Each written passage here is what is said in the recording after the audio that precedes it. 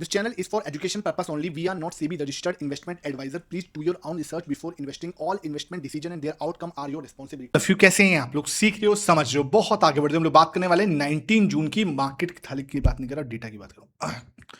Good evening all of you, कैसे हैं आप लोग? सीख रहे हो, समझ रहे हो, बहुत आगे बढ़ रहे हो। हम लोग बात करने वाले 19 जून के डेटा की। डेटा आ चुका है और डेटा में एफआईएस ने कुछ बड़ा किया है आज भाई। कैश मार्केट के अंदर भी बड़ा किया है और इंडेक्स फ्यूचर के अंदर भी कुछ बड़ा करते हुए नजर आए हैं। सबसे पहले आपको क्या करना है, वीडियो को लाइक कर देना। इस टाइप का लर्निंग सेशन बिना रुके लेके आता हूं, इसलिए वीडियो को लाइक करके चैनल को सब्सक्राइब करके बेल आइकन जरूर दबा देना। यहाँ पे इंपॉर्टेंट चीज क्या, शाम को जो 5 बजे आपके साथ एनालिसिस किया ना, उसमें सिर्फ एनालिसिस नहीं है, आपके लिए बहुत ही बड़ा इंपॉर्टेंट चीज भी है। क्या आपके साथ मैंने व्हाट्सएप ग्रुप जिसके अंदर मैं अपना बहुत ही इंपॉर्टेंट लर्निंग जो है शेयर कर रहा हूं, उसकी लिंक भी वहां पर शेयर किया। 5 बजे वाले वीडियो के अंदर आपने नहीं देखी, अच्छे से देखो। और पूरी वीडियो के अंदर मैंने आपको व्हाट्सएप की लिंक भी बताई है, उसे भी आप जाके ज्वाइन करो। लिंक आपको डिस्क्रिप्शन बॉक्स में मिल जाएगी, तो उस वाली वीडियो के अंदर आप जाके उसको ज्वाइन कर सकते हो। अब देखने वाली क्या बात है यहां पे, इंपॉर्टेंट चीज ये तो समझ में आ गया सर। देखना है कच्चा तेल 80 के ऊपर चला गया है, क्या ये अलर्ट है?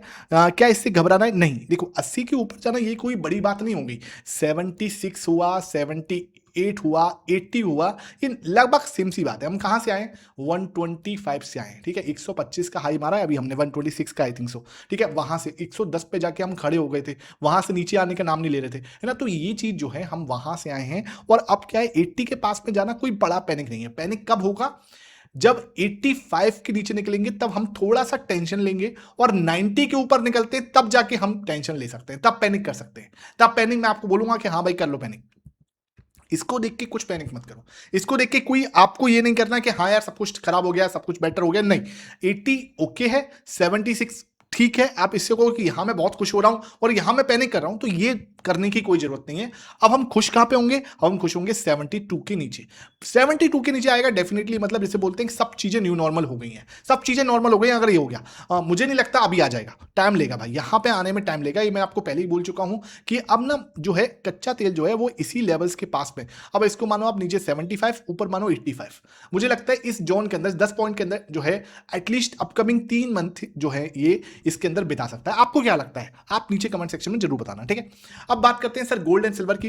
गोल्ड आपका लगभग 1.87% टूटा है और सिल्वर की बात करूं तो लगभग 2.5% की गिरावट यहां पे नजर आई है। सर सिल्वर और गोल्ड के अंदर चल क्या रहा है? अचानक से तो सिल्वर की बहुत ज्यादा डिमांड आ गई थी, फिर सिल्वर एकदम से क्या हो गया? एकदम क्वेश्चन सबका जेन्युइन है, इसमें कोई खराब वाली बात नहीं है। सिल्वर अपने ऑल टाइम हाई से 40% से ज्यादा डाउन है ना। मतलब एक क्वेश्चन है कि सर क्या हो गया? देखो भाई सिंपल सी बात है, ये ना अब ना मतलब उस तरीके से बिहेव कर रहे हैं। देखो अब तो एक तो दो चीजें, एक तो आपको समझना पड़ेगा जो यूएस की फेड, अब नए फेड जो बने हैं, अब उनके अंदर ना थोड़ा सा ही दिखना है। वो क्या करेंगे? वो डॉलर को मजबूत करेंगे, ठीक है। ये थोड़ा सा अब बड़ी बात है ना।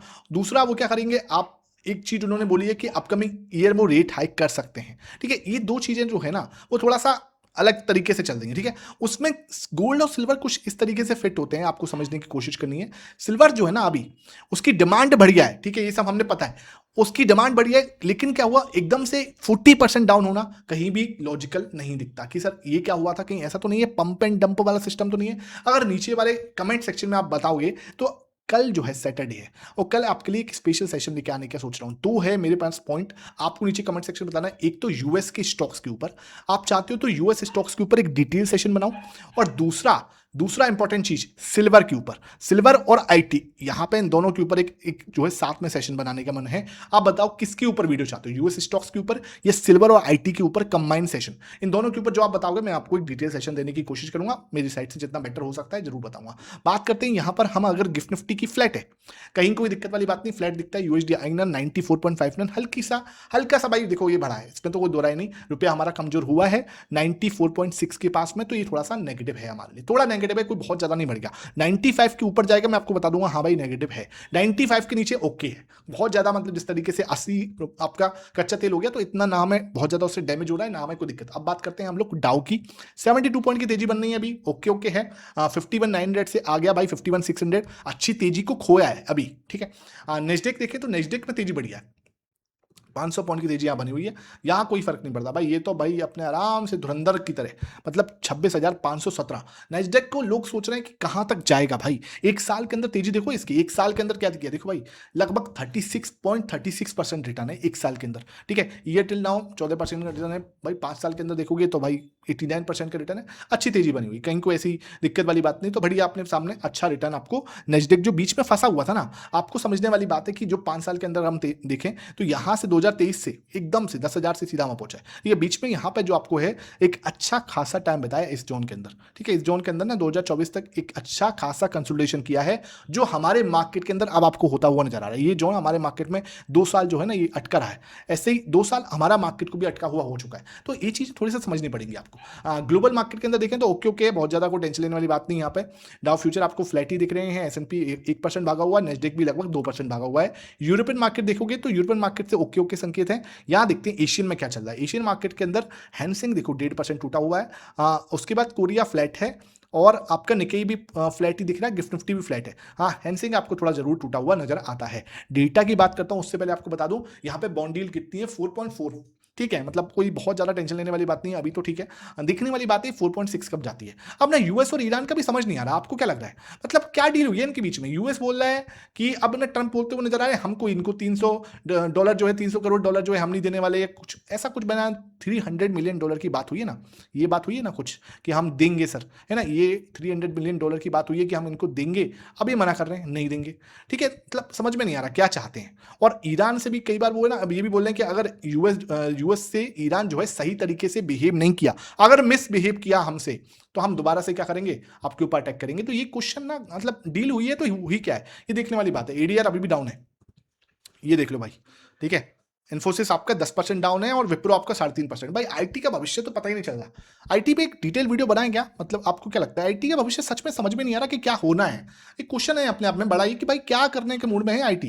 अपने आप में एक बड़ा जैसे बोलते हैं ना सिरदर्द यहाँ बनी हुई है।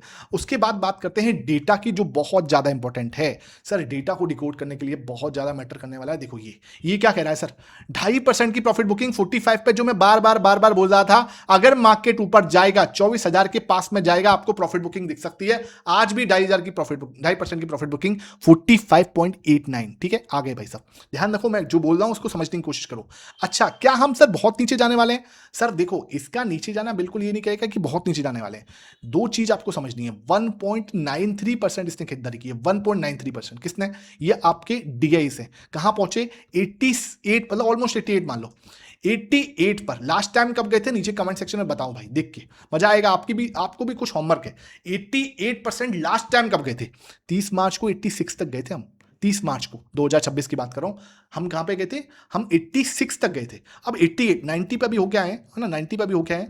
तो भाई मुझे एक चीज तो समझ में आ गई है, बहुत ज्यादा नीचे की बात नहीं सोचेंगे।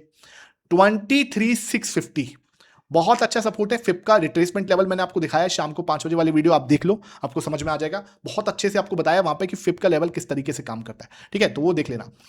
अब देखो सिंपल सी बात है, यहां पे इसकी खरीदारी बहुत अच्छी बात है। आज 7 दिनों बाद फिप में आपके एफआईएस ने यहां पे थोड़ा सा प्रॉफिट बुकिंग बोल लो या फिर जो है अपना 0.52% अपनी पोजीशन को कट किया है, 13%, ठीक है, ओके। अभी भी इसके पास जगह है, अभी भी इसके पास मोटा मोटा आप मान के चलो 13% की जगह है, क्योंकि 26% का इनका लास्ट 1 साल का हाई है। उसके बाद ये भाई साहब 45 पर है, मतलब अपनी पोजीशन मोटी मोटी इन्होंने भी बहुत हल्की कर दी है। अब इनके पास जगह कितना नीचे सेल करने को, 10 से 15% लास्ट, क्योंकि मोस्टली जाते कहां तक है, 30% तक, 30% तक जाते हैं। तो प्रॉफिट बुकिंग और भी कर सकते हैं। तो और प्रॉफिट बुकिंग कब हो सकती है? अगर हम 23,650 पे आ जाएं, तो ये भाई साहब कहां पहुंच जाएंगे? मुझे लगता है 38, 37 के नीचे चल जाएंगे, है ना। तो वहां पे क्या होगा, ये अपने लोअर एंड पे आ जाएगा वापस से, तो हमारे लिए एक संकेत हो जाएगा। तो ये भाई साहब क्या कह रहे हैं कि मार्केट थोड़ा सा नीचे आ सकता है। ये भाई साहब कह रहे हैं कि मार्केट के पास जगह नहीं है नीचे जाने की बहुत ज्यादा, और हमें एक बड़ा मूव एक्सपेक्टेड है। ये इस डेटा को डिकोड कर रहा हूं मैं। यहां पे कोई भी बाई या सेल रिकमेंडेशन नहीं है, ध्यान रखना। I am not CB registered, तो कोई भी बाई सेल करोगे अपने रिस्क पे करना। मार्केट के अंदर बहुत लॉस होते हैं अगर आप सही तरीके से काम नहीं करोगे। तो यहां पे आपको सिंपल डेटा मैंने समझाने की कोशिश की। कैश मार्केट के अंदर देखो भाई, एफआईएस की, मतलब मुझे याद नहीं है लास्ट कब खरीदा था, 4,800 करोड़ का एक खरीदारी की। इंडेक्स फ्यूचर में लगभग 792 करोड़ की और स्टॉक फ्यूचर में लगभग 3,500 करोड़ की नेट बिक वाली की। तो अगर नेट देखा जाए तो नेट नेट आपका कुछ 700 करोड़ के आसपास की खरीदारी है, बहुत बड़ा नंबर नहीं है। नेट नेट सिर्फ 700 करोड़ की खरीदारी है, जिसके सामने 1159 करोड़ जो है आपके डीआईएस बेचते हुए नजर आए हैं। विक्स हल्का सा बढ़ा है, लोअर एंड पर चला गया था, 2.4%, बहुत ज्यादा नहीं बढ़ गया, 2.4% बढ़ा है। निफ्टी आपका 154 पॉइंट टूट के बंद हुआ, अच्छा गैप डाउन हुआ। सेंसेक्स भी लगभग 0.8% टूट के बंद हुआ है। हमने अब जो आपको देखना है ना, बहुत इंपॉर्टेंट सेशन, कल आप क्या चाहते हो, यूएस स्टॉक्स को चाहते हो, है ना, या फिर आईटी और सिल्वर का एक कंबाइन एनालिसिस चाहते हो? दोनों में से एक बता देना नीचे कमेंट सेक्शन, जिसका ज्यादा कमेंट आएंगे उसको हम कवर करेंगे। आई होप ये वीडियो पसंद आई हो, वीडियो पसंद आई है लाइक करना, शेयर करना। Thank you for watching this.